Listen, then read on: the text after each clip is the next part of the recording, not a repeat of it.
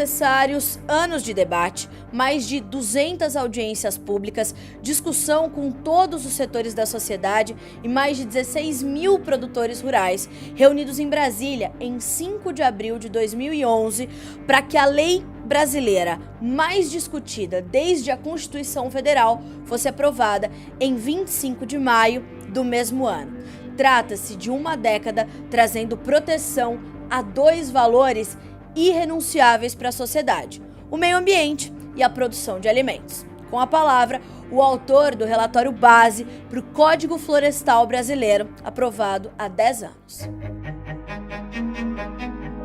É possível que essa lei tenha sido a lei brasileira mais discutida na nossa história. Claro, você pode abrir uma exceção para as constituições, os processos constituintes, mas a Constituição envolve dezenas ou centenas de artigos, parágrafos e de leis. No caso do Código Florestal, é apenas um código, uma lei que levou a um debate que percorreu todo o território nacional. Nós ouvimos os agricultores, os pequenos, os médios, os grandes, que não eram ouvidos em uma lei do seu interesse. Nós ouvimos as universidades, nós ouvimos a Embrapa, a Empresa Brasileira de Pesquisa Agropecuária, em quase todas as suas unidades no Brasil. Nós ouvimos a SBPC, a Sociedade Brasileira para o Progresso da Ciência. Ouvimos os gestores ambientais, municipais, estaduais, o da União, que é o IBAMA. Ouvimos as ONGs, as organizações não governamentais, as nacionais, as estrangeiras. Então, o universo em torno dessa questão foi todo ouvido e ouvido exaustivamente. Fizemos audiências em todos os biomas, nós fomos à Amazônia, lá na fronteira do Brasil com a Venezuela, nós fomos ao Pantanal, na fronteira com a Bolívia, nós fomos ao Pampa Gaúcho, nós fomos ao bioma da Mata Atlântica, nós fomos ao semiárido, à Caatinga nordestina, lá no sertão de Pernambuco e da Bahia. Ou seja, o processo legitimou e esgotou o debate e mostrou que era possível e continua sendo você proteger dois bens, dois valores irrenunciáveis para a sociedade, que são o meio ambiente, a natureza e a produção de alimentos. Foi isso que o Código conseguiu fazer e é a lei mais rigorosa, mais admirada em todo o mundo. Não é copiada, porque ninguém faz lá fora o que o Brasil faz aqui. Um agricultor americano, ou europeu, ou francês, ou sueco, não está disposto a abrir mão de nem 1% da sua propriedade para o meio ambiente. No Brasil, na Amazônia, os agricultores brasileiros renunciam a 80% da sua propriedade, da sua área, sem qualquer tipo de ressarcimento, de indenização. No Cerrado, 35% destinado ao meio ambiente. E na Mata Atlântica, 20%. No Pampa, quem faz isso no mundo? Ninguém. Quem faz isso é o agricultor brasileiro.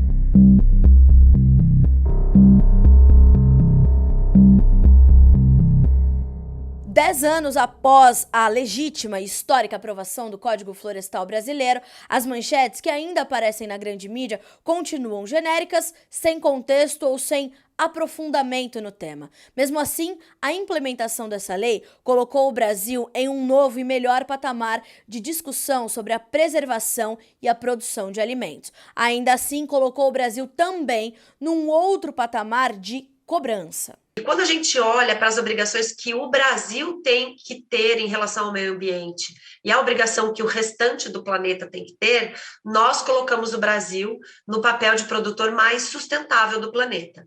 Não existe nenhum outro país que exija da propriedade privada, do produtor rural independente, particular, nenhum tipo de obrigação parecida com reservas legais e áreas de preservação permanente. Lembrando que as áreas de preservação permanente, elas cuidam de locais ambientalmente super relevantes, né? Margem de rio, entorno de nascente, encostas que são sujeitas à erosão. Então, o Brasil foi colocado num patamar de produção de alimento, fibra e energia mais sustentável do mundo.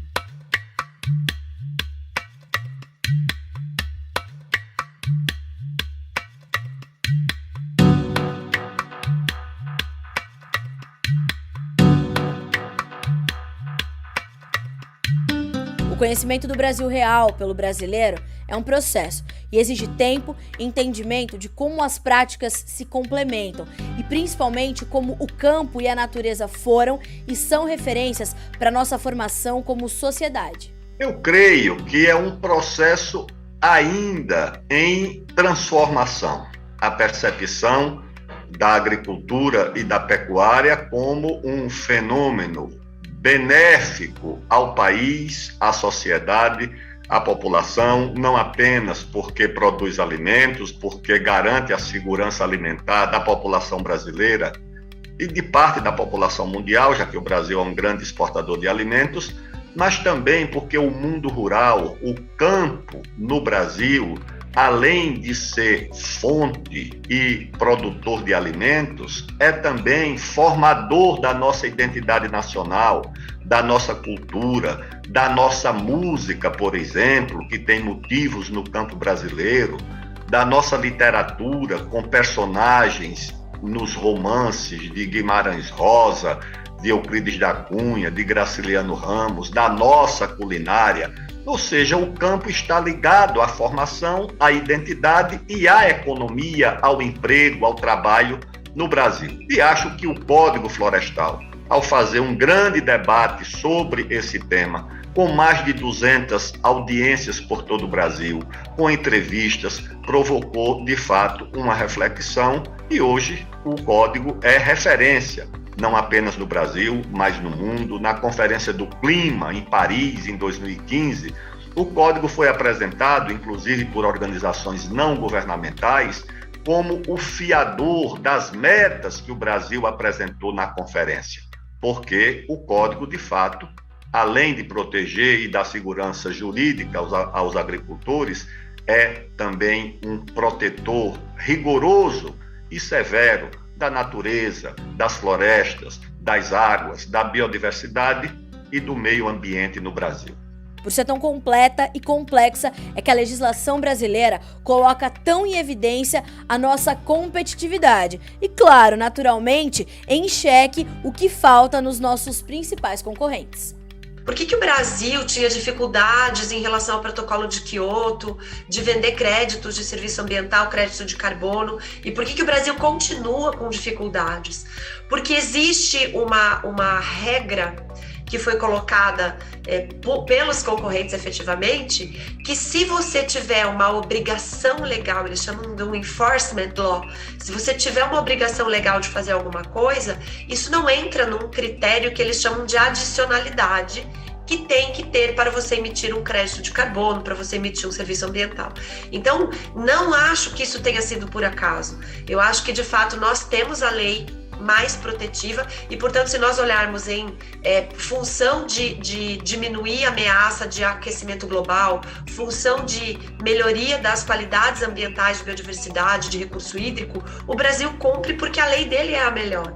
Só que, se isso for uma obrigação legal, para os critérios de pagamento isso não serve. Então, só aí já se demonstra o quanto o Brasil é uma ameaça e estamos tentando derrubar essa interpretação. Isso não está escrito, viu, Carla? Isso é um conceito de adicionalidade que foi interpretado dessa forma e o Brasil tem tentado de derrubar esta interpretação porque ela não é lógica. Se eu tenho a melhor lei, eu tenho que ter a prioridade nessa remuneração. Portanto, somos ameaça sim.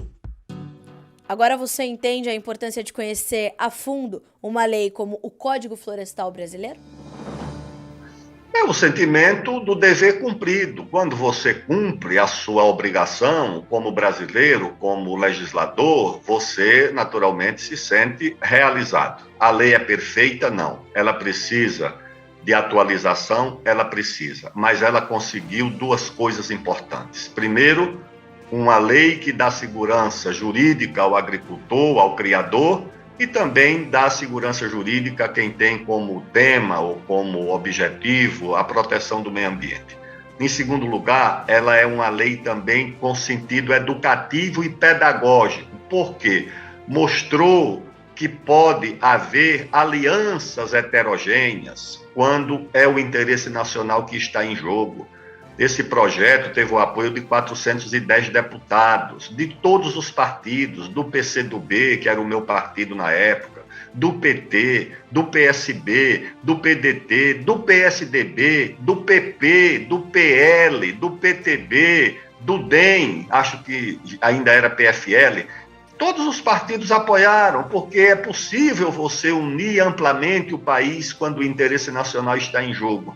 Quando nós vivemos hoje, né, a predominância da divisão, do confronto, do conflito, é preciso levar em conta que esse código foi um fator de unidade do país em torno de um tema muito controverso, mas que nós conseguimos apresentar um resultado que unificava os partidos e o Congresso.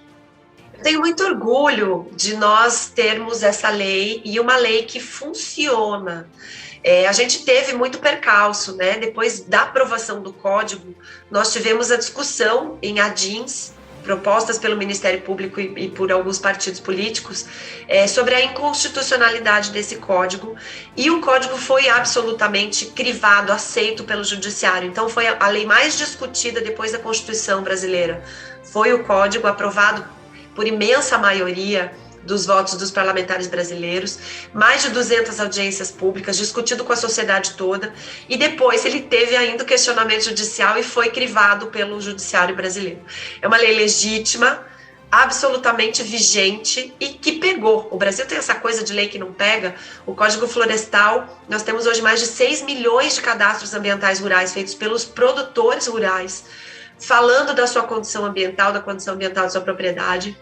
Isso permitiu ao Brasil e à Embrapa, a NASA, a ONU, fazer as checagens através do CAR, de quanto temos de áreas conservadas, áreas efetivamente protegidas, que são diferentes, uma coisa da outra é diferente, né? Embora tenha bastante gente que confunde aí, mas e o que nós produzimos? Então, eu acho que nós temos sim a comemorar o Código Florestal, se consolidou como uma das melhores leis do planeta. Isso foi falado lá na COP, na Conferência do Clima do ano passado, isso tem sido repetido, e não tem como falar diferente. É a lei que concilia a preservação, a conservação e a produção, fazendo com que a gente consiga o equilíbrio da sustentabilidade tão buscado no mundo todo.